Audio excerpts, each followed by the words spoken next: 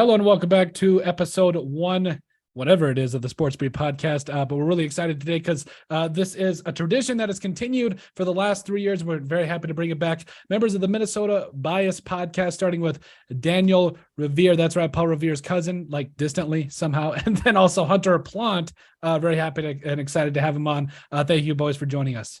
Would you look at you getting both those names right on the first try? And I'd like to tell the listeners that he did not confirm those with us before we started. He did not. That's what great hosts do, though. They don't even fact check. They just go with it. I feel like that's exactly not what great hosts do. Well, if you're great, you just go with it. No, because like for the last however many times we've done this, I don't know how many times we've been on this show. Every time, I swear to God, Colton asks 5 times how to pronounce Hunter's last name. It gets mine and then botches Plant. Yeah, I'm like, I'm not gonna lie to you. My wife, I talked to her. She's like, you just need to go and go back in your messages and see how they were and how they did it. And I was like, well, I did it right last time. And she's like, well, then watch that one. I'm like, okay, my wife is always right. That's the biggest thing I've learned in this life. So this is a smart man putting that on a recording. Yes. So those of you that need marriage advice, she's always right. That's all you need to know. There it is. All right, so today is our 2023 full first round NFL mock draft. So Hunter Plant will have the first overall pick. Then it's going to be Danny. A couple of Vikings fans kind of going on here, but don't let that fool you, because these last couple of years they've actually ended up pretty, like, I don't know if they're close, but I feel like they ended up pretty good in a lot of respects. It's been a lot of fun, to say the least. So without further ado, we'll go ahead and start with Hunter here, who has the Carolina Panthers, who traded up from the 9th overall selection with the Chicago Bears. So Hunter, what do you think for the Panthers here is as the way that they go?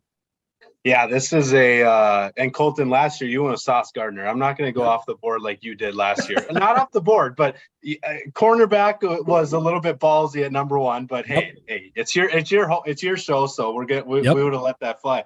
But man, Carolina, it's pretty obvious what they're going to do, right? It's going to be quarterback. It's which quarterback is the answer. Yep. To me, it's got to be CJ Stroud. I think Stroud is the best quarterback in this class. He's the most physical. He's by far the most physical ready in this class, albeit maybe Anthony Richardson is up there too. But this dude can make every throw. In terms of like mobility, he's not where a Bryce Young is, but I think CJ Stroud comes from more pro-ready offense. It's going to be interesting to see him in that offense, because when you look at his time at Ohio State, he's had guys that are first-round draft picks with Jackson Smith and Jigba this year. Last year, it was I believe 2 of them, right? Because Chris Olave and Garrett Wilson. Yep. Yeah. Yes. Thank you. So it'll be interesting with him not having the weapons that he's been used to in college. But I do think CJ Stroud's the guy here. I would not be shocked if it's Bryce Young, but I think CJ Stroud is the pick for the Carolina Panthers. I think he goes to a really good roster. Well, not really good, a good roster. Yep. Better than what he would than Chicago. So CJ Stroud's the guy, and I just think you have to hit it. If you're trading up from number 9 to number 1, you have to get this pick right, and you have to make the right pick, because if you don't, it's going to set your franchise back a long, long way, especially after trading DJ Moore. So you have to get this right. Whatever quarterback they choose, you have to get it right. But for me in this one, I'm going CJ Stroud. Let me say this, though, real quick. I have seen actual mock drafts, that have them trading back down from 1. Like, that doesn't make any sense to me. You traded heaven and earth to be able to go up and get your guy at number 1. Like, unless you have 3 to 5 first-round picks on the line for that number 1 overall pick, maybe. But I really don't see them. I see them going with CJ Stroud. Well, that's the thing, Colton, is Indianapolis is a team that could give them heaven and earth to move up to number 1. Maybe Chicago didn't like Indianapolis' offer, where Carolina, hey, they don't like a quarterback as much as they thought. Maybe they move back from 1 to 4. They still get a quarterback, and they recoup some first-round picks. So Indianapolis is a team to watch. I don't see it happening, but if there's any team to do it, it's Indianapolis. Well, and let's add this to the equation. If they love one of the bottom 2 of the 4, Will Levis, Anthony Richardson. If they love them and the Colts come in with an incredible offer, you go for it. Yeah.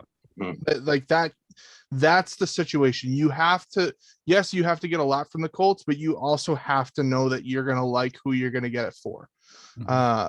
So number 2 is easy. It's Bryce Young. I'm not going to go too much into it even because, he's the Texans are in kind of the best spot that they could be right now with number 2, because either CJ Stroud goes number 1, they get Bryce Young, or Bryce Young goes number 1 and they get CJ Stroud. And realistically, the Texans just need to be happy with either one this year.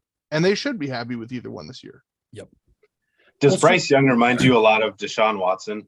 Because he reminds me a ton of Deshaun Watson. Maybe not size-wise, but the way he plays is very similar to a guy like Deshaun Watson.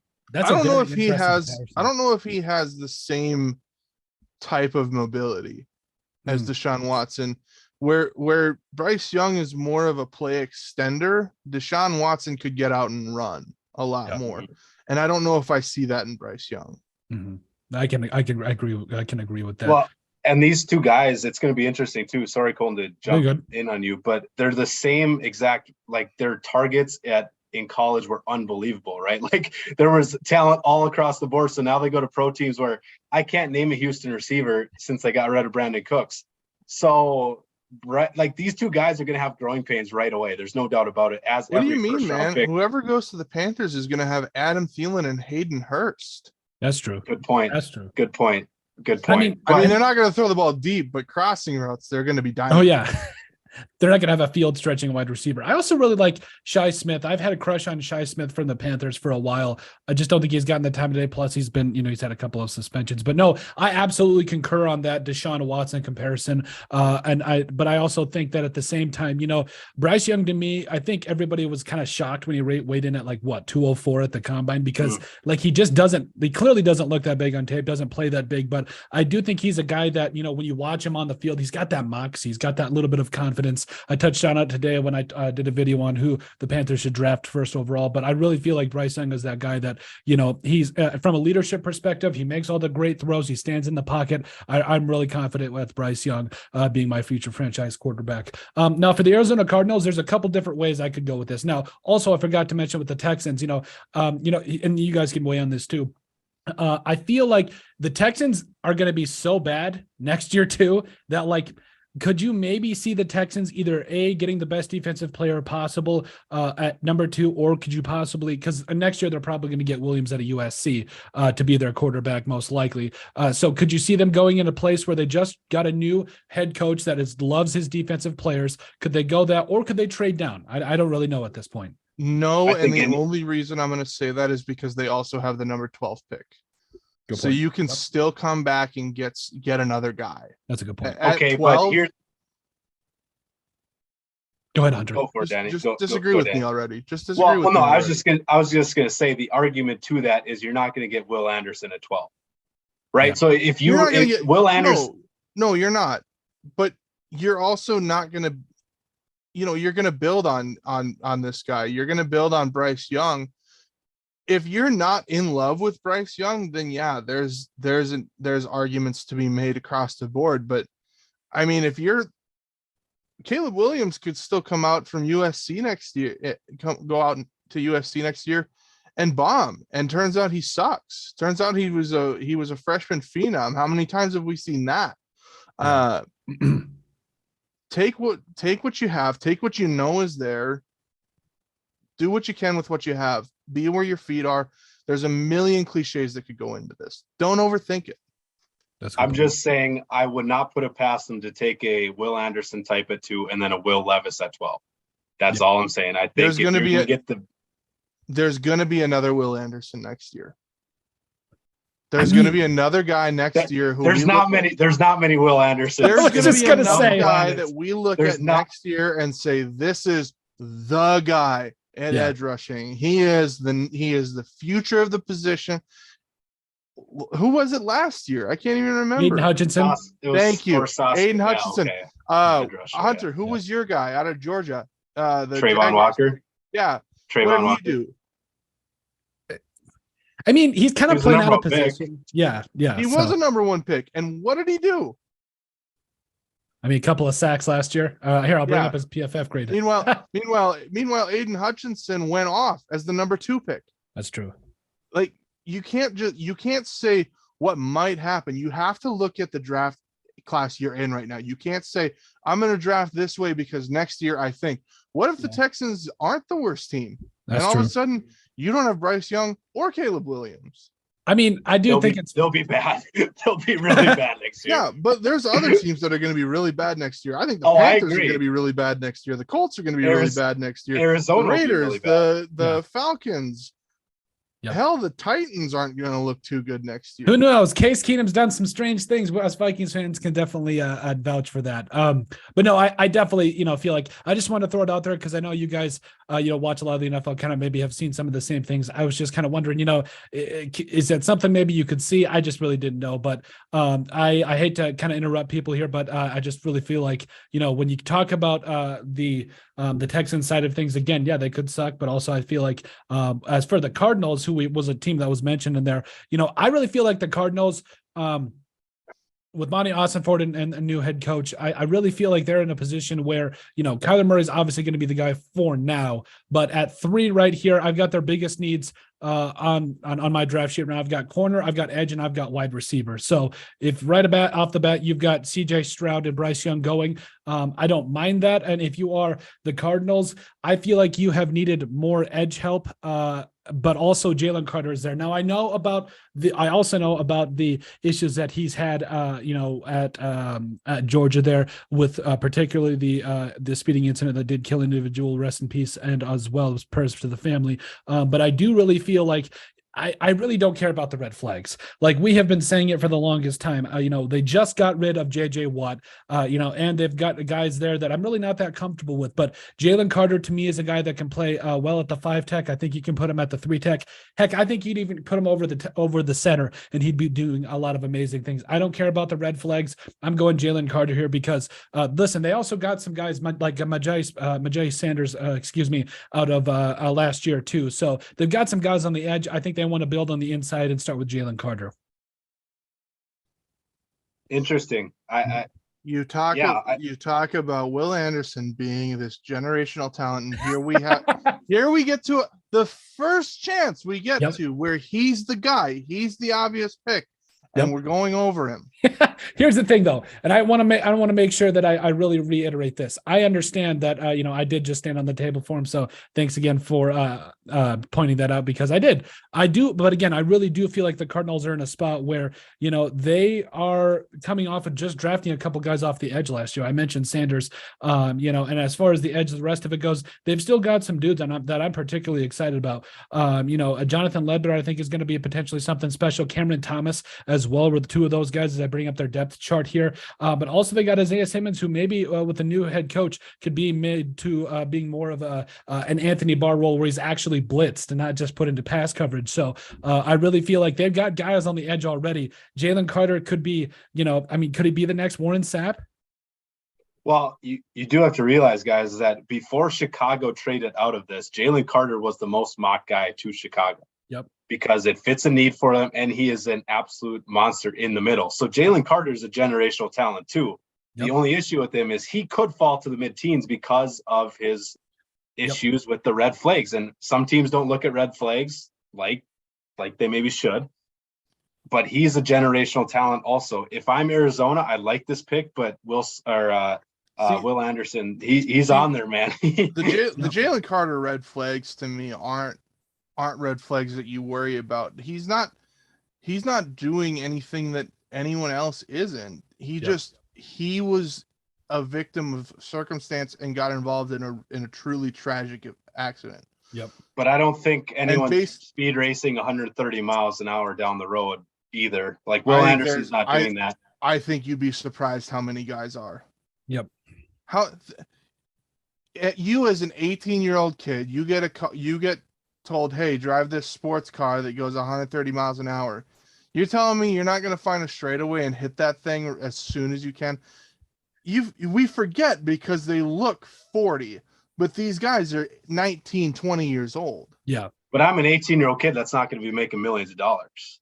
There's a difference. So I'm just saying it's a red flag that you can be that easily forced into doing something that you shouldn't be, especially after winning a national championship. It's just, it doesn't sound personal. It doesn't sound like he's a bad kid at all. You made a bad choice. I agree with you, but you still have to have answers to that question of what were you doing on that night after the national championship?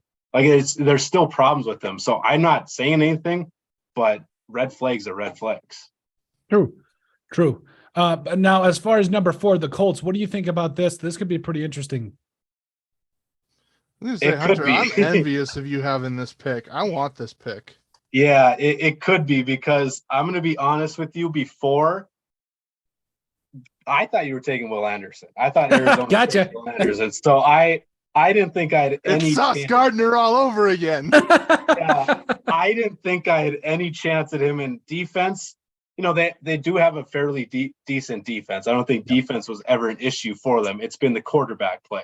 Yep. So I'm not going to wait a year to get a quarterback. They didn't really do anything to address the quarterback position. They got rid of Matt Ryan. So I'm going to take number 3 in that class. I'm taking Anthony Richardson. Again, a project, right? Yep. But he's a Cam Newton like type guy. He's only started 13 games in college. I get that. But this dude's got a cannon. I don't know if you watch his pro day. This dude, I was just going to mention it. That thing was a rope. Like, I don't know. Like, that was terrifying. And I think Indianapolis is a great spot for him, right? They just got a new head coach. I think they got some decent weapons with Michael Pittman. Obviously, they have a great running back, Jonathan Taylor. They do have a decent offense line's kind of fallen as of late. But a guy like him doesn't really need a great offense line, right? Because he's so agile. He can move like crazy, and he's big. He can take some hits. And there's going to be some issues with him. But I just don't see you passing up on him if you're Indianapolis when you're in this dire of need of a quarterback, even with Will Anderson, a generational defensive guy on the board. But you hate to be in a spot where you don't have a quarterback. So if you get a quarterback, if you have a chance to take a QB, you do. So I'm taking Anthony Richardson here at number 4 for the Indianapolis Colts. I was so anti-Anthony Richardson before the combine. And then his combine performance was just otherworldly. Not everyone talks about how strong his arm is. He threw the ball really accurately. Like that was something that people need to talk about a little bit more, I think. But seriously, this dude, I'm not saying this is my bold prediction. His pro comp should not be Cam Newton. It should be a bigger, stronger Patrick Mahomes. Like, you look at the improvisational skills that he had in college, you look at the strong arm, the mobility. I think he's a bigger Patrick Mahomes. Now, I'm not saying he's going to reach that level of production. I'm not saying he's the next Patrick Mahomes. I'm saying that feels more like his pro comp with playing style and everything.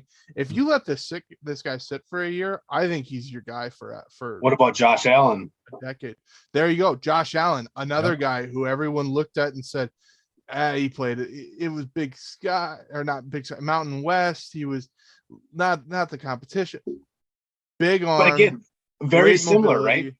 Yeah, very similar to the situation Josh Allen went to. Buffalo was not very good when he got drafted there at number 7 in 2017, I believe. Yep.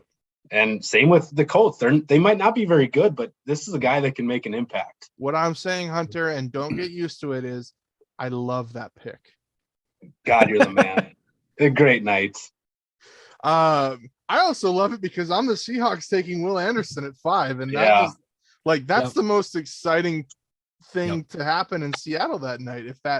If this happens on draft night, holy crap. Pete Carroll's gonna have his shirt off for all sorts of reasons. He's gonna be running through the streets of Seattle celebrating if he gets Will Anderson at 5. Yep. I was thinking maybe I'd get Jalen Carter, and even that I'd be stoked about. But Will Anderson at 5 is a flipping steal. He's not even like a big need. It's just like at that point you just take him because he's there. Well, and the thing about the Seahawks is they just brought in, Drummond Jones from the Broncos. I feel like because I feel like more of their needs, and they didn't re-sign Poona Ford either, one of the better run defensive tackles in the league. They didn't re-sign him either. So I actually think that if the Cardinals do go Jalen Carter, they might trade down. Now, here's why. Now, I mean, if Will Anderson Jr. is there, fine. They'll take him. But if some other team for whatever reason comes up and takes Will Anderson Jr., which I doubt, I could see the Seahawks potentially trading down. Or if they go Will Anderson Jr. here, they really put a huge emphasis on going defensive tackle with their later first round pick. Like Kalijah Cansey would be a guy that I think could be there. But I honestly, if Jalen Carter goes to the Seahawks, he would fill an immediate need too. So that's really good insight there, Daniel. As far as and also if Will Anderson goes to 5, it's the biggest travesty in the NFL draft because this dude is a generational type talent. Like Seattle would take like 10 seconds off that clock just to try to get a hold of Will Anderson. That would be it. Like this would be you're not even fielding any trade offers if Will Anderson's up there at 5. Nope. But like, if the Cardinals go, like if the 3 pick goes Jalen Carter, who else is going to take him? No one. He's there. Like there is very little chance that the Panthers, Texans, and Colts don't take quarterbacks. Little to no chance. The only chance that Will Anderson in this scenario doesn't go at 5 is if they say we want I don't know, maybe you say we want Will Levis and you make a trade with the Bears and see what happens. Yeah. Like if Jalen Carter goes 3, Will Anderson falls to 5, and it's absolute insanity. Oh, yeah. And I also do think that the Cardinals, and the reason I picked Jalen Carter too was I honestly don't think that when it's all said and done, the Cardinals are going to be at number 3 overall. I think there's going to be a huge ploy by another team like the Commanders or a team that I see trading up. We've heard rumors about the Titans also trading up. Definitely could be a couple of teams there could trade up with the Cardinals and get ahead of the Colts because, at the end of the day, that's going to be, those 4 guys are it in the first round if you ask me. Tanner McKee, I think he's going to be more in the 3rd round. I've seen a couple of guys back to him. But now I'm in an interesting spot here at 6 with the Lions because you got Will Levis on the board. I know that you got Jared Goff right now. Overall, it's one of those situations where, I've seen mock drafts where the Lions do go quarterback, but that defensive line was way more of a red flag to me. And this is tough though, because the Lions, just looking at my linebacker depth. Okay. So D tackle, linebacker depth, as well as O-line depth are some things that I see for the Lions. I mean, if this falls there, I mean, I could see the Lions trading down because the Lions I feel like they really need D tackle help because, I mean, that was their biggest weakness last year. But if this is how it goes, because you've already got, let's see, I'm trying to think off the top of my head. I mean, you already got Aiden Hutchinson and James Houston last year to play edge for you. You're not really that worried about it. Do you go, like the offensive line is good. Kalijah Cansey's there. Plus, they're going to be back at 18. I think Kalijah Cansey most likely will be there. If not, they'll get somebody in the 2nd round. So a long way of me saying I'm going to go ahead and I'm going to go grab Devin Witherspoon, the corner coming up out of Illinois. He's the best man-to-man cover guy in this draft. Again, I know cornerback necessarily isn't the biggest need for the Lions right now, and I know they want to go defensive tackle, but Devin Witherspoon, if you ask me, I really feel like he's going to be a guy that, when you're playing into the same division as Justin Jefferson and potentially another running wide receiver to be determined for the Minnesota Vikings, there's going to be some, you're definitely going to need some corner help. Now, yes, they did bring in some dudes who I think are going to help them out a lot, like guys like Cam Sutton, who's going to be a lot of fun. But overall, this secondary for the Lions has been rough over the last couple of years, or at least hasn't been playing up to snuff. But you got Jeff Okudah, you got Cam Sutton, and now you got Devin Witherspoon. Because let's face it, Jeff Okudah really, he's been kind of up and down over his last couple of years, and staying healthy has been a big issue too. Well, at 7, I'm really mad at you because you took my guy off the board with Witherspoon. Because let's be real, the 2 main needs for Las Vegas, the Raiders, are probably quarterback, even though they signed Jimmy G, and cornerback. Right? I just don't see a way where they don't go Will Levis. Right? I mean, he's the best option on the board at quarterback. Yep. Or a cornerback or a CB. So I'm going to go the 2nd best corner in the class. I'm going to go Christian Gonzalez here, cornerback from Oregon. He's bigger than Witherspoon. He's a guy that doesn't get a lot of pub because I haven't really heard a lot about Christian Gonzalez just because I think he's so good that I think it's just a formality that he's going to go top 10. And Vegas really needs a good corner, a shutdown corner, especially in the division you talk about, right? With Kansas City, they throw the ball all over the field. The Chargers, and then the Broncos, who are the Broncos, whatever. They have Sean Payton now, but I think you need to stop the pass. And I think Christian Gonzalez or Devin Witherspoon are very good options here. So you took Witherspoon. I'm going Christian Gonzalez here at 7 for the Raiders, who I don't know, they'll be bad next year, but you got to get some help at corner. So Christian Gonzalez is a good start. Absolutely. And then the Falcons come up again in a really exciting spot. I'm really happy about this pick because I didn't think he was going to drop here. I don't buy the whole Desmond Ridder is our quarterback thing. Like you say, you could rationally make an argument to say, we'll give Ridder the tools that he needs to succeed, and then we'll see what happens, and maybe we get Caleb Williams next year. But they're not going to be bad enough for that. So I'm going to take Will Levis here. I'm going to start the season. I'm going to stop the slide on Will Levis. I'm going to start the season with Desmond Ridder, like I've been saying, and I'm going to feel it out. I love Will Levis's arm talent. I am a big fan of that arm. He doesn't have a lot of the mobility. He doesn't have a lot of the kind of the play extending ability that you'd want, especially from a rookie quarterback with a bad offense around him. But man, what this kid is capable of with his arm, I'm taking a chance at 8 here, mainly just to. I also wouldn't put it past them to trade back with like the Titans or something. Yep.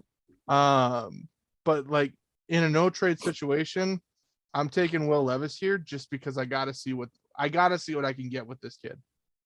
Well, two things, Danny. That's a great pick. He also doesn't he put mayonnaise in his coffee or something? So that's maybe a red. That's maybe a red flag. I was gonna say, I think that's a bigger red flag than drag racing. Yeah, but the thing with him is he's probably the opposite of Stroud and Bryce Young, where he didn't have a lot of talent in college. Yeah. Right. Like, I mean, they had Wan'Dale Robinson, who went to the Giants, I believe, last year. But other than that, I can't name a running back, receiver, tight end that played at Kentucky. So he'd be going to a team that has some pretty good weapons with the kid from USC last year, and then obviously Kyle Pitts. So I like the pick. I think a trade back is probably the best option for Atlanta, but we're not doing that. So I like the pick.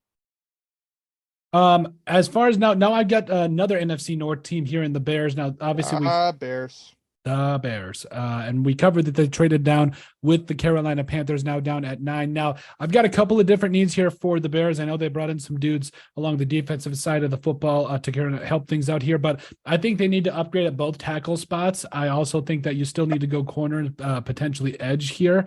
So right now, as it stands for the Bears, the best edge player right now on the board is Tyree Wilson. I'm going to go with Tyree Wilson for a number of different reasons. So last year, I mean, you talk about the length that this guy has, 6'6", 270. I think he could be a guy, excuse me, that you play on the inside as well, do some NASCAR packages. So I'm going Tyree Wilson here. I think that he's going to be a really fun pick for the Bears and also can potentially be a nightmare for future teams to be able to block. But Tyree Wilson there makes a lot of sense with both of the top corners off the board. Also, you've got at tackle, I know Peter Skoronski's listed as a tackle right now for PFF. He's going to play guard. I don't care what anybody says. Those short arms aren't fooling anybody. He's going to play guard, and he's going to do it well in the NFL. But and then also, D-line. Again, Tyree Wilson is the best guy there. Corner is off the board, and so I think that's the BPA type situation there for the Bears. I love it. Yeah, it's I mean, I think he's more of a freak than an edge rusher, right? Like, I think he's more of a project than an edge rusher. But I think, I would be stunned if they don't go offensive line. Like, you have to protect the golden boy, right? Like, I mean, Justin Fields got hit way too much. And I mean, when you got a guy like Peter Skoronski right down the road from you, I'd be stunned if he's not the pick. But they also need defense, right? Like, they have so many needs. It's just so tough of where you go. So I have number 10. I have the reigning NFC champions, the team we all hate, the Philadelphia Eagles. Had Darius Slay not been, not been re-signed, I think corner would have been the option here. But they really need to shore up the interior defensive line, like really, really bad. So this might be a reach, but a former 5-star recruit played at an ACC school. I'm going to go Brian Brzee here. Wow. Okay. A guy that's more of a pass rusher than a run stuffer. Yep. But they had a lot of issues last year. Like the interior line, they were basically going on the streets and saying, "Hey, McDominic and Sue and Aro and Linval Joseph, can you try to stop the run because we can't do it." They could not stop the run last year. So I got a call asking if I just wanted to lay down on the snap. Yes, exactly. So to me, Phil, this might be a reach. Said no. He's the best. Stepped on. He's the best interior defensive lineman. So I'm going to go Brian Brzee here, who I think he's not going to be a star by any means, but he's going to come in, do his job. And actually a really cool story with him, or not really cool, but really sad story, losing his sister to cancer. And just an inspirational story is probably the right word. So Brian Brzee is the guy here for the Philadelphia Eagles, who also have another first-round pick at number 20. So I'm going to go Brian Brzee here for the Eagles. Man, over Kalijah Cansey. That's the thing that gets me. Kalijah Cansey, I felt like he was more that speed rusher. And then you got Jordan Davis there, that big defensive tackle that's going to, take up double teams, going to help out in the run game. He was a projected top 10 pick. So it does make a lot of sense. Sorry, Daniel, I didn't mean to interrupt you if you were going to go. No, you're good. You're buying me time. Gosh. I love what I have the opportunity to do here at. You got Quentin Johnston, Skoronski's still there. I think you got to. Don't put thoughts in my mind. I'm sorry. I'll shut up. My bad. That's on me. Give me a second here. I think you got to go a guy in your own home state who plays. Wears number 5 for the Volunteers. I think you need a quarterback desperately. That's just me. If I was calling you as a GM, I'd be saying 11. Absolutely. Well, you're not going to get him anywhere else. You're not going to be able to get him in the second round. That's true. Stop. Also, all their offensive linemen are gone after this year. Like most. I was going to say, now I have this thought in my head. This is a reach, and I'm going to fully own up to saying that this is a reach. But you got to have a tackle. Skoronski, as you said, not going to be a tackle in the NFL. No.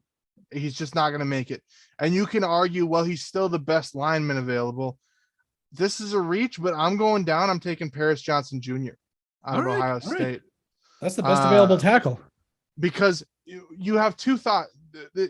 So you basically, either way, however you're drafting saying, whoever my quarterback of the future is, I got to build a foundation for him. Yep. And I'm either going to take Quint. I'm actually going to say taking Jackson Smith and Jiba. Hunter, help me. And Jigba.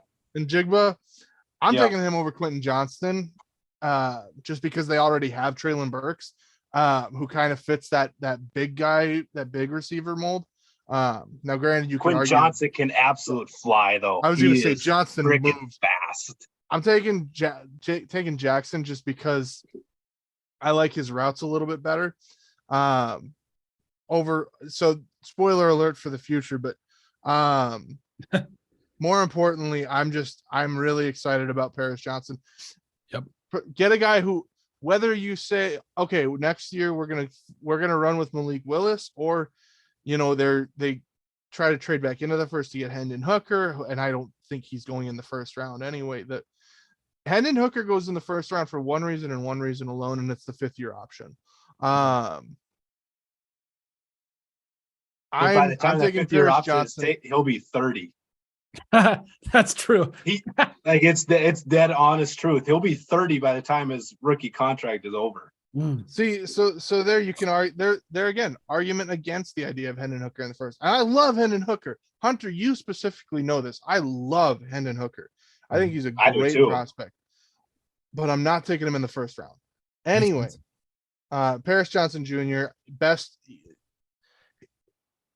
He's not the best lineman, but he's the best lineman that's gonna play tackle in the NFL. Mm-hmm. Well, and I think, that's especially, again, like I mentioned, I know all of the Tennessee Titans, like literally all of their offensive linemen are like 4 out of their 5 or 3 out of their 5 are leaving this year. So, Nate Davis going to the Bears. And the ones they have aren't great. Yeah. So I definitely think right Ben Jones now, too. the only name that I actually recognize is Dylan Radins.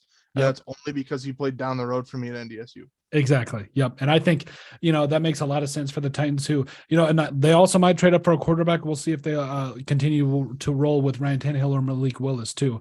One more real quick here. I feel like the Texans are here now at 12. Quentin Johnston's there. Jackson Smith and Jigba's there.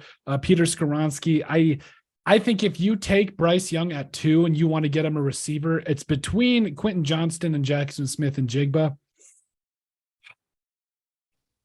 I feel like in this particular scenario, I think you go for the big guy in Quentin Johnston. Right now, yes, we covered the fact that he can fly, but you saw what also he could do in a lot of different areas at TCU. So I'm going Quentin Johnston. I really feel like he's going to be a guy that, him and Bryce Young could be together for a long time there in Houston. And again, you got to be able to give this like wide receiver room a name, because outside of like Brandon Cooks that we mentioned before he got traded, like there was really nobody that we really knew right off the top of our heads. So, Quentin Johnson to me, I think makes a ton of sense here. He's that 6'4", runs that, that 4.3, 4.4 type range. He's a guy that's big, fast, in the right scheme, maybe he could do something pretty special. This is a home run draft for Houston right now. If they get Bryce Young and Quentin Johnson, this is an absolute perfect start for your rebuild, because you have to get talent offensively. That's obviously we've known that. So yeah, that's why I really think that Quentin Johnston here makes a lot of sense. But no, I thank you for that, Hunter, because I was kind of thinking, might get a little flack for not going Jackson Smith and Jigba, because he's a guy that, quite honestly, I mean, he was really impressive there at Ohio State too, with a couple of good quarterbacks too. So. There are a ton of really good receivers in this class. Jalen Hyatt's one of them who's not getting a lot of pub, who's really, really good. Jordan Addison's really, really good. So there's a lot of these guys. This is probably going to start a receiver run at number 12. I don't see a receiver taken above that, but Quentin Johnson is a really good pick. So I'm at the Jets, and I'm going to be quite honest. I'd be stunned if they make this pick, because there's a guy that wears number 12 in that nasty green and gold that still has not been traded yet. And I think Green Bay's holding out to get that first round pick. Yep. So I'd be stunned if they make the pick here, but they do. And in my mock draft, I have them I must really love Clemson, because I have them taking another defensive lineman from Clemson, Miles Murphy. Ooh. You can never have enough talent on the defensive side of the ball, especially defensive line. This dude is he's another freak, right? He's a lot like Tyree Wilson, where I think he's a little bit more polished than Tyree Wilson is. And he can join that defensive line to Quinn Williams, who's really, really good. So Miles Murphy is the pick here. I would not be shocked if they go wide receiver again, I guess, just because Aaron Rodgers is going to need some targets. He obviously has. They took one last year, so maybe not. They're not going to take corner. They could go offensive line. They could go Skoronski here, who is still there, especially with Mekhi Becton looking to be kind of a bust there, taken in 2020. But for now, they go Miles Murphy, who is a really good athlete, really good defensive edge rusher, and you got to get after the quarterback, especially with Tua, Josh Allen, and Mac Jones in the division. So I go Miles Murphy here for the Jets. Makes a lot of sense. Yeah. So I've said this since this guy got on my radar. If he falls to the Patriots, he's the perfect Patriot pick. I think that Lucas Van Ness fits the mold of what the Patriots want and who they look for. And maybe it's just because he looks like your run-of-the-mill white kid, but he's also just a physical freak. He is a monster. Yep. And I love the idea of Lucas Van Ness coming off the edge there. Again, I hate that Peter Skoronski is falling this far, because you guys at this point, 3 years in, my big guy bias. And I hate how little attention the big fellas are getting. But I mean, I'll give a little bit of credit. Lucas Van Ness is a big boy. Yep. He is a large human. He's going to be a terror. And like Hunter, like you just said, you got to be able to come off the edge, especially now you're going to have Aaron Rodgers in your division. This is a need pick. And also you could argue that he should get a wide receiver for Mac to throw to. In his career as the GM for the Patriots, Bill Belichick has drafted one Pro Bowl position player, and his name was Rob Gronkowski, and he didn't want to take him. He was taken in the 3rd round. Bill Belichick cannot draft. Was cornerback ever in need here? Because they desperately need a cornerback. Yeah, I was just gonna say, like, cornerback is a thought, but it's Bill Belichick. You can't think in terms of what we think they need. You have to think in terms of what does Bill Belichick identify. I mean, they drafted Cole Strange at 29 last year. That's the thing. Exactly. You have to go off. They're gonna go off the board with one of their picks, right? Because in 2020, if you remember, they took a kid from Lenore Rhine, right, who no one really knew about, like NCAA Division II player, took him in the 2nd round. Yep, Kyle Duggar. Yes, Duggar. So I would not be stunned if this is if this is a guy like a Cody Mock at 14, just from NDSU. I know he's a reach, and I know but I'm just hypothetically, it could be a small. It fits. It fits the idea of what Bill Belichick never drafts who you think he's going to draft. The one time he did, it was Mac Jones, and it was like, and I'm pretty sure Robert Kraft himself got on the phone and said, "You draft this guy or you're gone." And Van Ness did not have a lot of production at Iowa. He didn't start a game for the Hawkeyes. He didn't start a single game for Iowa, but he's just so much of a physical freak that he is going to go 1st round. He fits a mold. Yes. And the title character of the draft for the mold team and guy is Bill Belichick and the New England Patriots. Yep. Now we're on to the Packers here. Again, I've done 3 out of the 4 NFC North teams. Of course, I don't get the Vikings, but it is what it is. I'm going to go a little bit off script here because right on the board right now, I just want to make sure I do a little bit of a recap. You got Peter Skoronski on board, Jackson Smith and Jigba, Elijah Cansey, Dalton Kincaid, Deontay Banks, and Brian Branch all on the board for the Packers at 15. I'm going to go with safety here. Now, I know what some of the people are going to go a little nuts because the Packers literally have 7 safeties on their roster right now. 7. Yeah, that's exactly how many safeties they have right now. But Brian Branch, to me, I think with what, because I think it was Adrian Amos, if I'm not mistaken, maybe it's not Adrian Amos, but things did not go according to plan for the Packers secondary last year in a lot of different areas.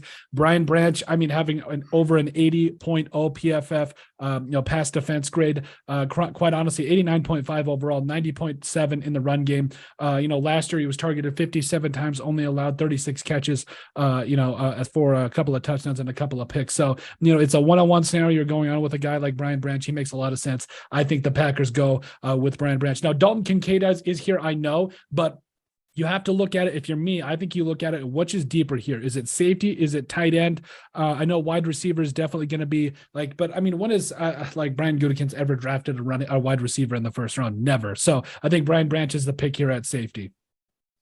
Well, if Jordan Love has more of a say than Aaron Rodgers, there's something wrong, right? Yeah. Because he never listened to a Hall of Fame quarterback. As much as I don't like the guy, how many times did he probably advocate to get a guy? He advocated for Justin Jefferson, and they wouldn't trade up for him, right? You had to jump either the Eagles or the Vikings in 2020. So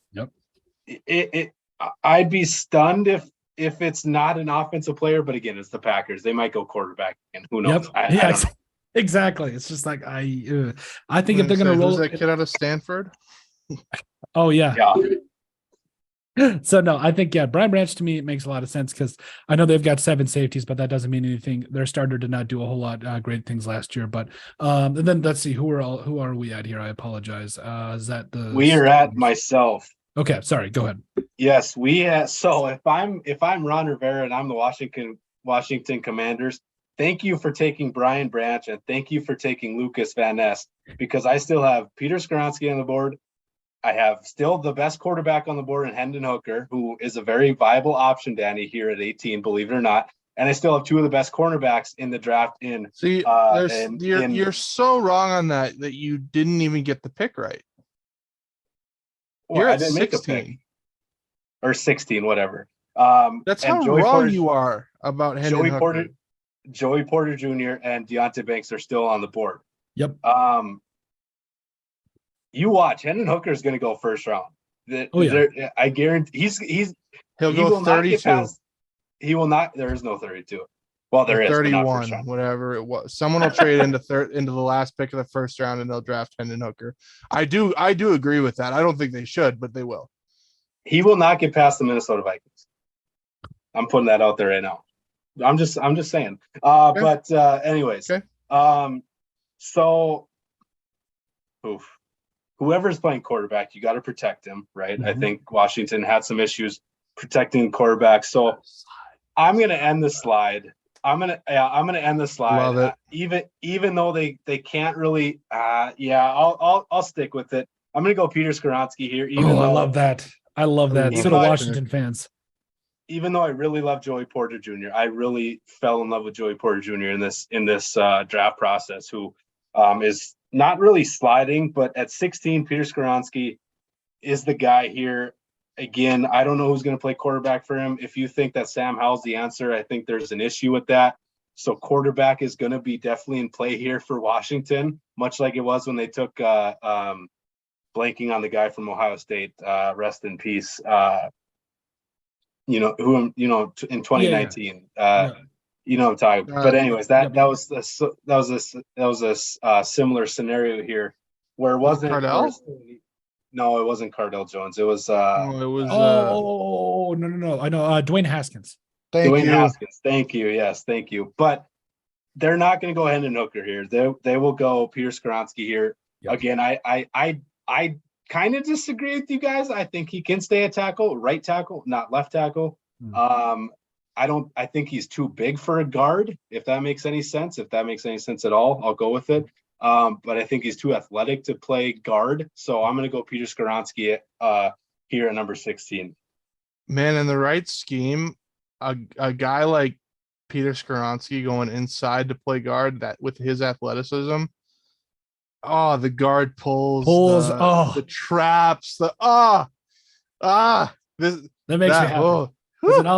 As a D lineman, Brian Robinson's going to be real excited if he finds out he gets to run behind Peter Skoronski.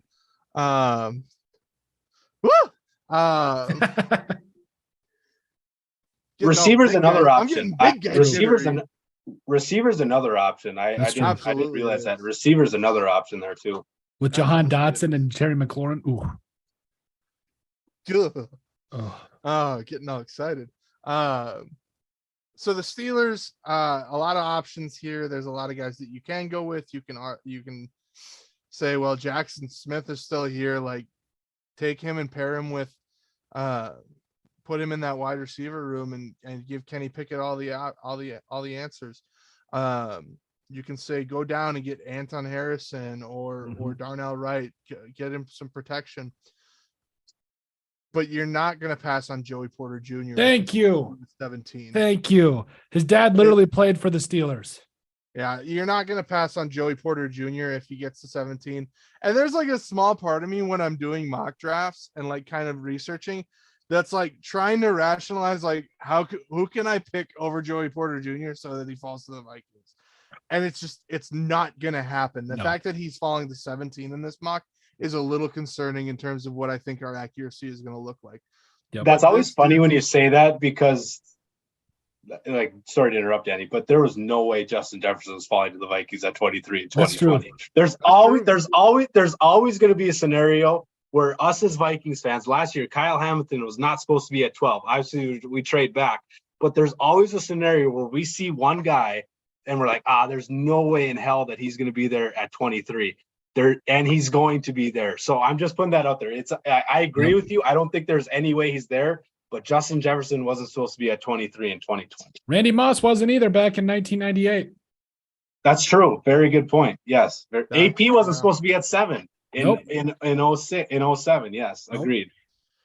Now, the Lions, to me, may have had the best first round of this draft because you start out with the best, arguably the best corner in this draft in Devin Witherspoon, and then you get Kalijah freaking Cansey. That's right. We're talking about a guy that, he's not a liability in the run game. I don't care what anybody says, but can you imagine who is arguably the best pass rushing defensive tackle in this draft? You saw the combine he had. He can play edge. He can play outside. He can play inside. He can play outside linebacker. This dude is super athletic. Can you imagine for a second a defensive line with Aiden Hutchinson, Kalijah Cansey, James Houston, who literally just shocked everybody coming out as a 6th round draft pick last year, like this entire D line, and it comes at their biggest position of need. I mean, Kalijah Cansey here, it's an absolute steal. I honestly think this is, yeah, I think that's just a huge night for the Detroit Lions. Unfortunately, I definitely am a little upset with that one, but I think Kalijah Cansey is the guy here. Danny, I didn't mean to interrupt you. Did you have any more thoughts on Joey Porter Jr.? I'm sorry. I didn't mean to interrupt you. Okay. I love that I'm getting him for the, like you say, the only thing was how many times I've tried to do mock drafts where I'm like, yeah, and all of these little pieces come together and I get Joey Porter Jr. at the Vikings and it's super exciting. And it's just like the logic that I have to manifest to make that happen is so far-fetched that I'll be very shocked if he lands there. And I'm trying to do the math ahead and figure out who has the Vikings pick, and I feel like it's gonna be Hunter again, and I feel like I'm gonna be pissed. So just it's you, Daniel. Actually, it's you. It is. Yeah, it's you. Yeah, it's you. God. I don't pick them. Yeah. Thank God we don't have his dog shit taking up our airwaves. Jeez. Pick for the Buccaneers, Hunter. Since you said that, I'm gonna really piss you off with this pick. Bring it. You know what? You know who retired this year, right? For Tampa Bay. I'm gonna go as replacements. I'm taking Hendon Hooker. Oh my gosh. I'm going Hendon Hooker here. So much. I'm going Hendon Hooker. Why? Actually, Someone tell me why that's a bad pick. It's really not. Because it's the only reason you draft Hendon Hooker in the first round. The only reason you draft Hendon Hooker in the first round is for the 5th-year option. And as you so kindly pointed out, when his 5th-year option comes up, he's going to be 30. Okay, but the reason that he had a 27-2 quarterback to interception ratio, he had the number 1 team in the nation before he got hurt, and the fact that he's uber talented, that doesn't make you think that he's a first-round quarterback? Got a point. And he threw for over 3,000 yards. That's not a first-round draft pick. Yep, he is coming off a torn ACL. Let's point this out too. He can sit for a year under Baker Mayfield. ACL. He's coming off that ACL. Yeah, coming off the ACL, he has to go to someone that's going to be able to sit him for a year. And sure, ding. That fits. With Tampa Bay. That fits. One thing I will say for Hendon Hooker, everybody talks about how talented he was in college, and he was. He's a very talented quarterback.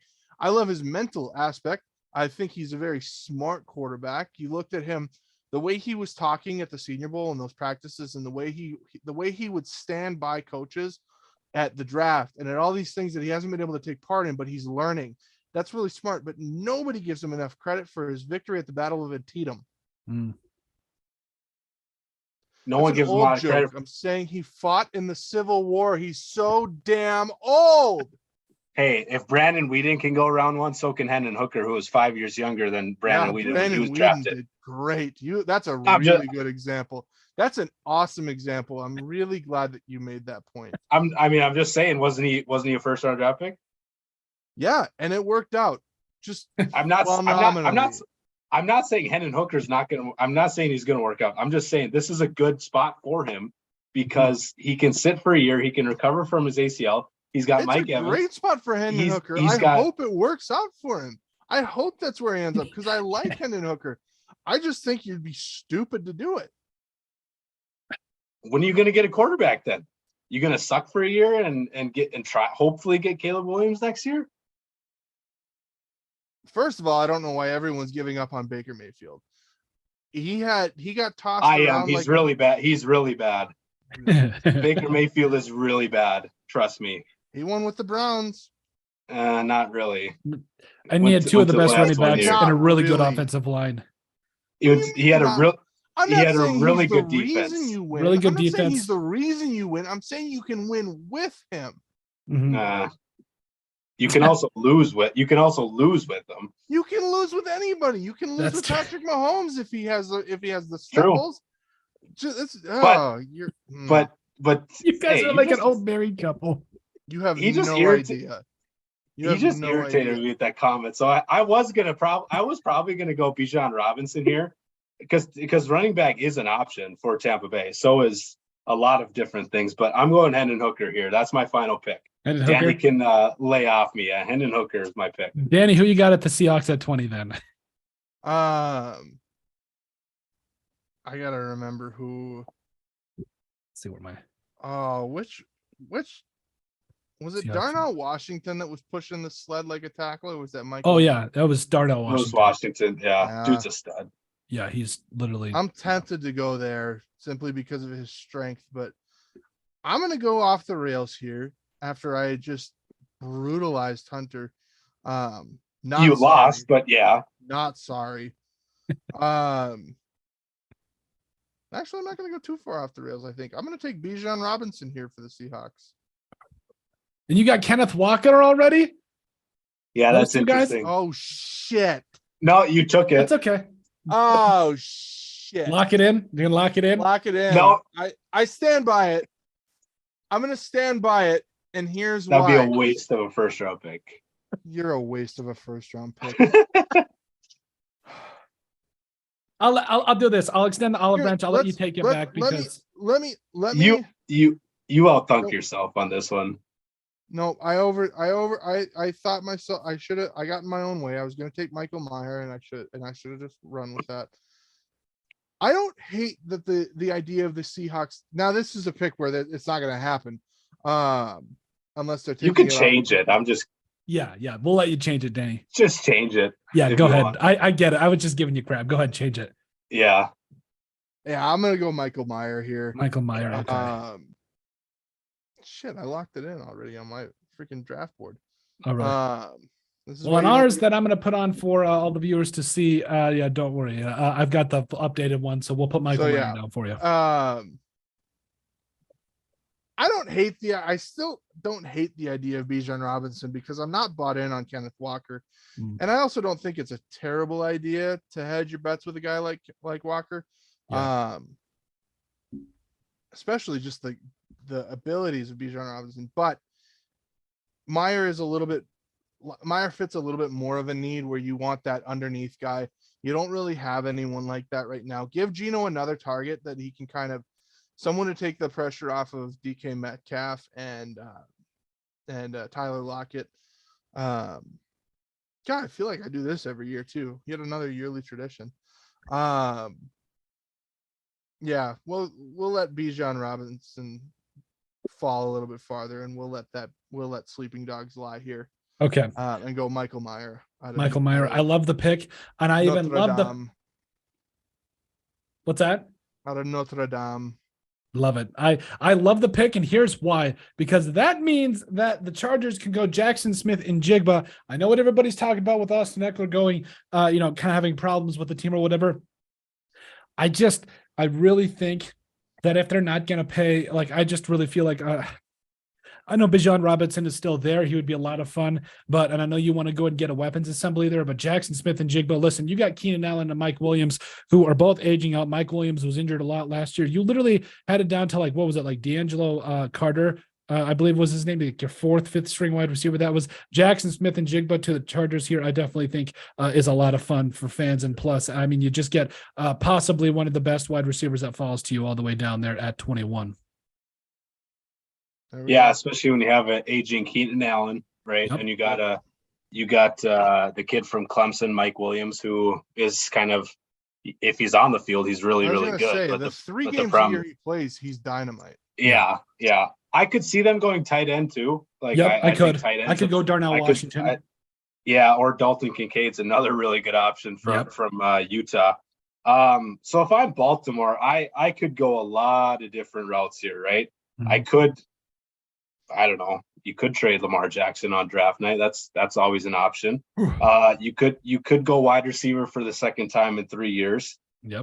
You could go running back with Bijan Robinson, but you're going to go corner here. You're going to take Deonte Banks. And the reason why is I think he's the best corner in left on the board. And I still think that they need to stop the pass again, like with Deshaun Watson in your division with Kenny Pickett, who had a decent rookie year.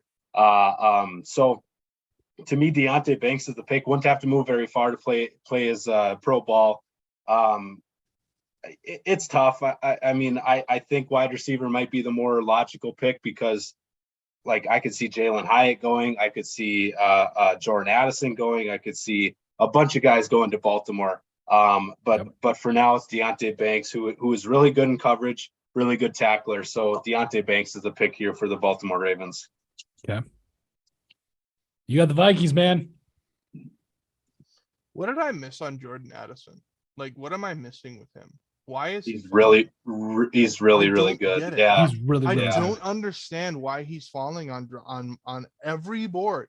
He keeps sliding. But this entire wide receiver draft class is like there's Justin Jefferson. There's no guy. Well, guys, the reason why is because there's so many teams with other needs. Yeah. Right. Like that. Like there's no team that needs a wide receiver. Right. Like all these teams. Even when you look at big boards where they're just ranking talent, not based on need, just who's the most talented guy. Why is he dropping? He is dynamite. He's electric. He's fantastic. And he's the new Vikings #2 receiver in this situation. Okay. I like Thank you. Thank you. Thank you. Absolutely. I don't agree with you much, but thank you. Thank you. Listen, if Deonte Banks is still there, then it's a little bit harder of a discussion, but I still think you go with Addison. Yeah. I still think you go with Addison because it's just, with what I think Brian Flores is going to do with the defense, I don't know if you need a rookie corner. Not in round one. Not in round especially one. Especially because there's cornerback. Big body corners that are going to fall to round 2. Jordan Addison isn't, and you desperately need a #2. Like KJ Osborne, you can make an argument could slide into the #2 for a year. It's not going to go well. He needs to be a #3 to keep up his production. So now you have a wide receiver room that's Justin Jefferson, Jordan Addison, and KJ Osborne, and then you still have TJ Hawkinson as a tight end. And for now, Dalvin Cook at running back, plus Alexander Madison, and you managed to bring back CJ Ham. Josh Oliver, not a pass catcher, but he's not a pass catcher, but he's there. Best run blocking tight end in the NFL. Cap space. What's that? And a really good offensive line. Yeah, exactly. This is an exciting pick. In the words of the great Hunter Plant, you sprint this draft card to the podium. Yep. Is Jalen Hyatt an option here? Because to me, he is. Not if Jordan Addison is there. Okay, that's fair. Yeah. To me, Jalen Hyatt. If Jalen Hyatt's different. Sorry, go ahead, Danny. Let's say that you have this exact thing go through, but for some reason Jordan Addison's not there. Then it's a conversation between Zay Flowers and Jordan Hyatt. Jalen Hyatt, yeah. And to me, I don't know enough about either one of those guys to say one is definitely better than the other. So for me, it's a coin toss at that point. But if Jordan Addison is here, it's no discussion. You just go. This is Kevin O'Connell and Kwesi doing their own version of the Rick Spielman, Mike Zimmer happy dance. Yeah. And I love Jordan Addison, but the reason Hyatt might be an option here is because he can stretch the field for Justin Jefferson. That's true. Right. Like this dude runs a 4.34, where I don't know what Jordan Addison's 40 time was at the combine, but Jalen Hyatt is known for his speed. Like he can get past safeties, he can extend defenses. So that might be the only reason they go Jalen Hyatt. But yes, yes, Danny, thank you for taking Addison you sprint this to the 4.49. podium. Okay, where I'm sure Jalen Hyatt was in the 4.3s. Yep. Which isn't slow, Addison ran but it's not Jalen Hyatt. Which based on the tape wasn't a good indication. And that might be one of the reasons that he's dropping. On tape he looks faster. in game. He looks and the old saying Or- is he's just a slot guy, right? That's the thing that Justin Jefferson was a slot guy. Well, he turned out pretty good. Well, and there's so many things. Jonathan Taylor couldn't catch the ball. Darrisaw couldn't block at the second level. Just because they weren't asked to do it in college doesn't mean they can't. Yeah. I don't remember who I heard that and who I'm ripping off with that. It might be Jordan Reed. It might be someone else who's got a bigger brain than I do. Just because they weren't asked to do it in college doesn't mean they can't. Fair enough. Now you got the Jaguars who are sitting there at 24, and the guy that literally had one of the best combines falls to you at edge rusher is there in Nolan Smith. I definitely think it's fun because I do think you need help Travon Walker as well as Josh Allen. No, I'm not talking about the quarterback. Maybe it's Kyle Allen. Anyway, point is, No, I still. Josh. Yeah, it's Josh. I apologize. I still think you want to go with Cyrus Torrance here, the best guard in the draft to help protect a guy like Trevor Lawrence, Osiris Torrance, and Trevor Lawrence. I think you're definitely going to go that route, get the best guard in the draft, and I think you're going to go from there, and you're going to absolutely love it. He's from Florida, or where? From Florida, right? yep. Where's he? Florida, Florida, yeah. yep. And I forgot to mention, so last year, I mean, the dude was an absolute stud. Like no sacks allowed, no quarterback hits, only 8 quarterback hurries was allowed, and had an overall PFF grade of an 88, 76.1 pass blocking. Large human. Yeah, he is. I think he's perfect for what the Jaguars want to do. Well, and he replaces another Florida guy, right, in Jawan Taylor. So Yep. At Jacksonville. So I really like that pick. At 25 with the Giants. Okay, so you signed Daniel Jones to a huge extension, probably way overpaid the guy, right? I think we can all agree that unless he's playing the Vikings of 2022, he's not very good. But he still gets a 4-year extension. So let's get him some help. You know what? Let's go tight end. Oof, that's tough. No, never mind. They took it tight. They traded for Darren Waller, didn't they? Okay, let's go receiver. Let's go Zay Flowers. The next best receiver on the board. I forgot about Darren Waller, who's going to make that team pretty dang dangerous. I think he's going to be a lot of fun. If he's healthy, true. I mean, if I was playing for the Raiders, I'd fake a lot of injuries too, but that's just me. I'm going to go Zay Flowers here. I think I don't think a lot of people expect much from Kenny Golladay anymore. I don't even know if he's still with the team. But I'm going to go Zay Flowers, who will jump over from Massachusetts to New York there to play his professional ball. Another great pick. I mean, he's a little bit smaller, but he's electric after the catch. I think he's the best yak guy in college football. So Zay Flowers is the pick here for the New York Giants. Who does Dallas go with? That's one thing I've been watching out here because Zay Flowers is perfect going because I was like every Giants fan you ever hear complains about them going wide receiver, but you also hear every Cowboys fan talking about they need a running back, they need a wide receiver, they need a linebacker, they need interior D line. Like that was because I wanted to see if Zay Flowers went to the Giants. I wanted to see who the Cowboys are going to go with. So Daniel, the pressure's on, buddy. I mean, the question really is, how much do you buy into Tony Pollard? Well, I'm buying him a lot. Yeah. After watching him against the Vikings, he's electric. Yeah, he's a really but he is hurt, right?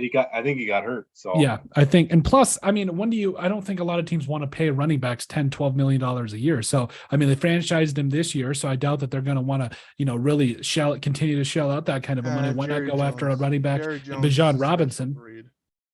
Oh yeah, Bijan Robinson's there, and I mean, keep him in state. Went to Texas, keep him in state. Be that home state kid that everybody loves.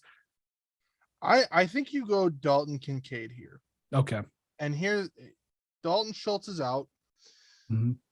You need Dak needs that underneath guy. He needs that safety net.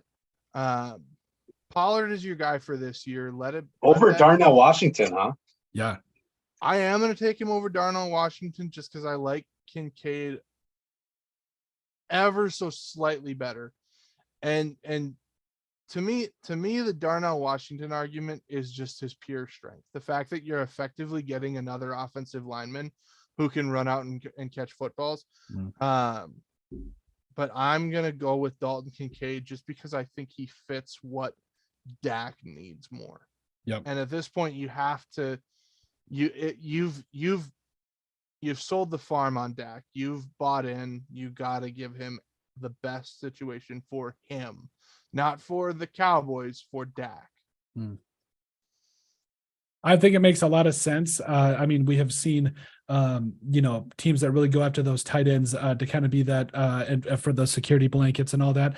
I think that really sets up the Bills great here, because I have said from the very beginning that Jalen Hyatt is a guy that would look really, really good in a Bills uniform. And I mean, it's tough between him and Rashid Rice, because I like him. I like Nathaniel Tank Dell. I like Josh Downs. I'm going to go Jalen Hyatt here for the Bills, even though I know, well, DB is definitely a big need for the Bills.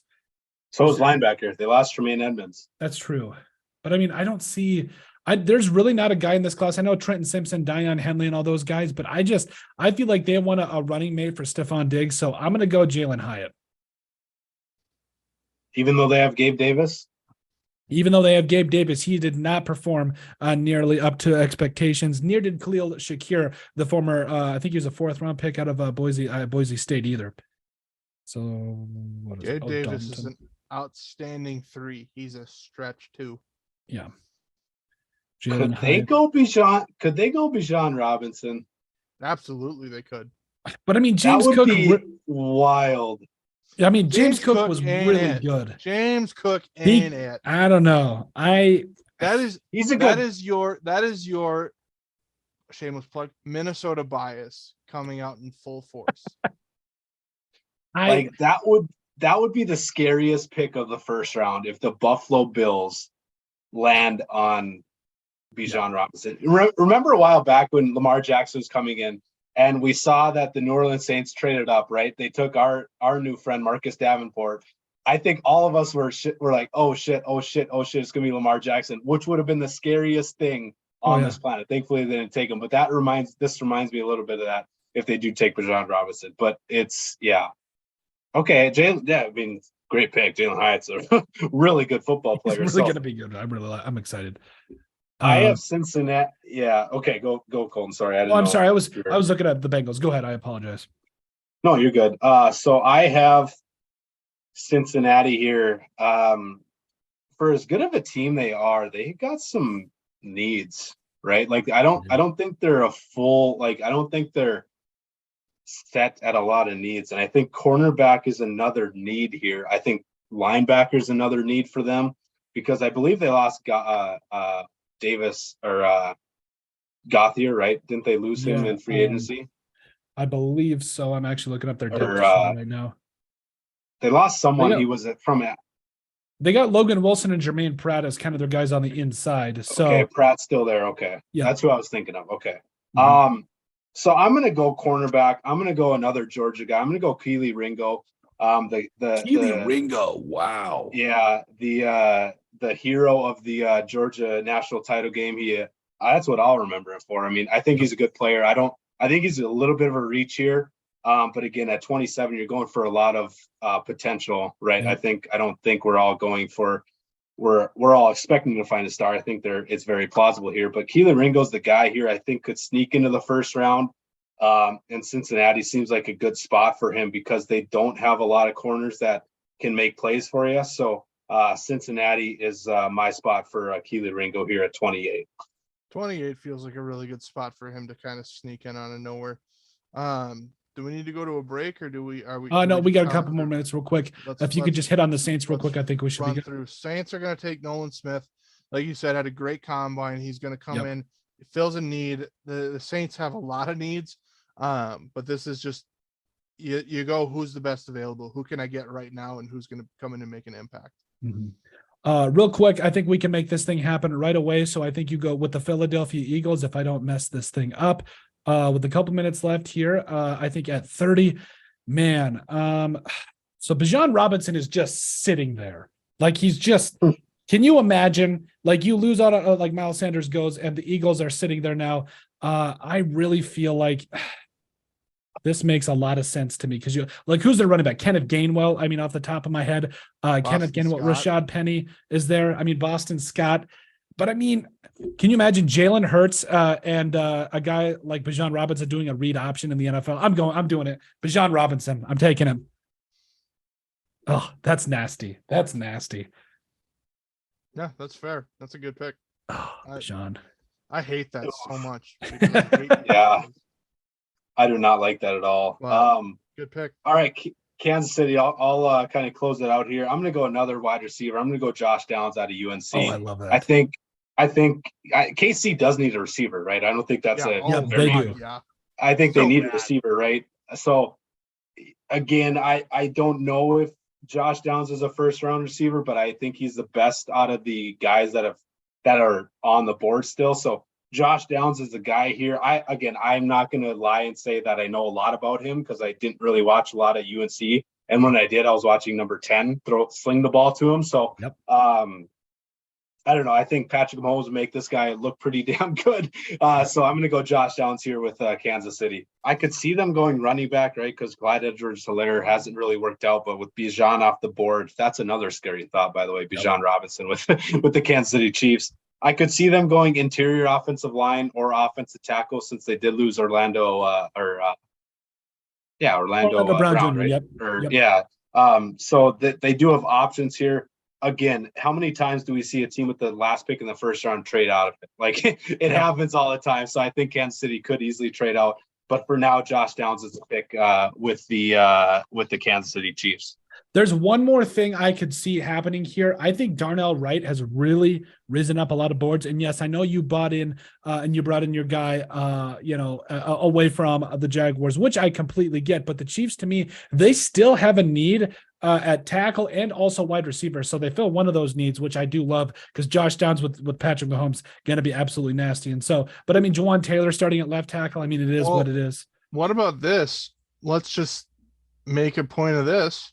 Darnell Washington did not get taken in the first round on this draft. That's true.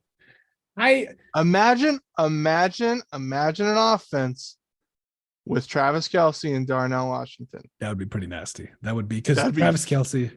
That'd be filth. Well, he is a replacement too, possibly, right? Yeah. Like I think when you do take guys like this, you are still looking for the future, right? Like for example, the Vikings, we took Lewis Cine last year with hopes that he is going to replace 22 in the near future. So I think that's another reason for the Viking, for us to maybe say, okay, is a quarterback there we really like at 23? No, and I feel like I really like where we went at for the Vikings too. Jordan Addison, the quarterback, just wasn't there. I do think, and I mean, Hendon Hooker, I know we bickered about it for like 30 minutes, but I do think Hendon Hooker is going to be a guy that does surprise a lot of people going in the first round, because if he doesn't tear his ACL, this guy is a first round draft pick. If he doesn't tear his ACL, 15. He's top 15. And so I definitely think that that's going to be something you got to consider. But I mean, at the end of the day, I mean, the Vikings are going to go in a spot where it's going to be pretty interesting. I do think that throughout this draft, though, that we completed, and I just had it pulled up and it went away from me. There we go. You got to be kind of shaking your boots a little bit with teams like the Lions, who come out with possibly the best corner in the draft in Devin Witherspoon, but also Kalijah Cansey. I mean, that's just that's absolutely nasty to me. Other teams that I felt like the Texans won this draft. Yeah, Texans starting out with Bryce Young and Quentin Johnson.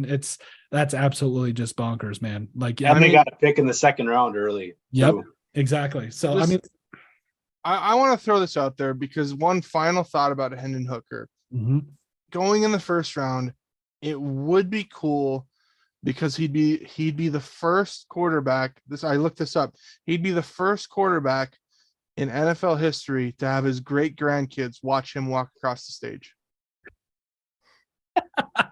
You're going.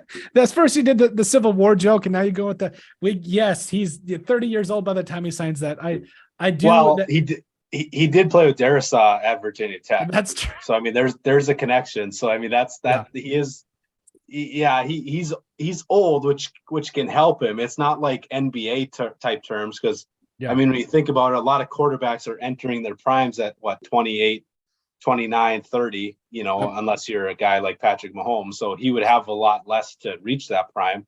So, I mean, there's arguments for him, but And I know we touched on also, I mean, so the one thing that bonkers to me too is how deep this corner and tight end class is like, if you don't get a guy in the first round, because Dalton Kincaid fell a little bit farther than I think we would have liked. Darnell Washington still sitting there. Sam Laporte is still there. A guy that we all know and love coming up out of SDSU, there is Tucker Kraft is still going to probably be there in the second, third round. So like, there's so many tight ends in this class. There's so many corners like Marquez Stevenson, like Ivy Jacorian Bennett. Like you could like wait until, if you're a team like the Raiders or a team like a lot of these other teams that don't address corner or tight end right away, like quite honestly, you could get a solid starter in the fifth round.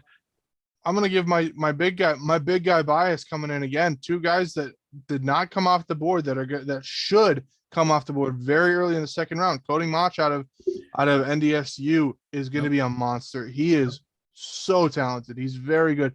And then John Michael Schmitz. Yep. Coming out of the University of Minnesota.